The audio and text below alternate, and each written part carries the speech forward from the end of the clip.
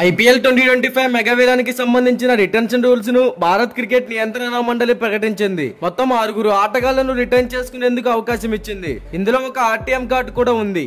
ప్రతి ఫ్రాంచైజీ అట్టి పెట్టుకున్న 5 ఆటగాళ్ల కోసం 75 కోట్లు ఖర్చు చేయాల్సి ఉంటుంది. అలాగే టీం పర్స్ వాల్యూని 120 కోట్లకు పెంచారు. ఇప్పటికే ముంబై ఇండియన్స్ తమ రిటెన్షన్ జాబితాను సిద్ధం చేసినట్లు తెలుస్తోంది. మోస్ట్ సక్సెస్ఫుల్ టీం అయిన ముంబై ఇండియన్స్ కు సంబంధించి అనేక ఊహాగానాలు వెలువడుతున్నాయి. కెప్టెన్ గా ముంబై ఇండియన్స్ ను 5 సార్లు ఛాంపియన్స్ గా నిలబెట్టిన రోహిత్ శర్మ ఆ జట్టును వీడేందుకు సిద్ధమైనట్లు తెలుస్తోంది. తనను కాదని హార్దిక్ పాండ్యాకు సారథ్య బాధ్యతలు అప్పగించడంపై రోహిత్ అసంతృప్తిగా ఉన్నట్లు గతేడాదిగా ప్రచారం జరుగుతోంది. మరోవైపు హార్దిక్ పాండ్యాను కూడా రిలీజ్ చేసేందుకు ముంబై ఇండియన్స్ సిద్ధమైనట్లు వార్తలు వచ్చాయి. అయితే ఈ ఇద్దరి ఆటగాళ్ల విషయంలో ముంబై ఇండియన్స్ ఎలాంటి అధికారిక ప్రకటన చేయలేదు. కానీ రోహిత్ శర్మ తనకు కెప్టెన్సీ ఆఫర్ చేస్తేనే జట్టులోకి వెళ్లాలని నిర్ణయించుకున్నట్లు తెలుస్తోంది. ముంబై ఇండియన్స్ రిటైన్ చేసుకునే ఆటగాళ్లను పరిశీలిస్తే జస్ప్రీత్ బుమ్రా, సూర్యకుమార్ యాదవ్, హార్దిక్ పాండ్యా టాప్ లో ఉన్నారు. వెటరన్ స్పిన్నర్ పీయూష్ చావ్లాను అన్క్యాప్డ్ ప్లేయర్ గా 4 కోట్లు చెల్లించి రిటైన్ చేసుకునే ఛాన్స్ ఉంది. ఇషాన్ కిషన్, తిలక్ వర్మలను ఆర్టీఎం కార్డు కింద తిరిగి కొనుగోలు చేయవచ్చు.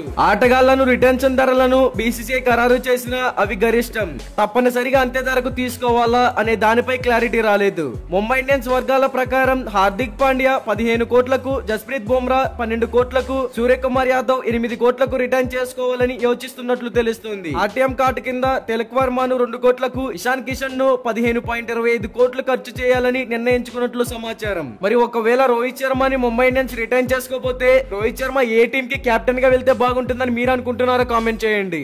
ఇలాంటి ఐపీఎల్ 2025 మెగా యాక్షన్ అప్డేట్స్ కోసం మన ఛానల్ ని సబ్స్క్రైబ్ చేసుకోండి.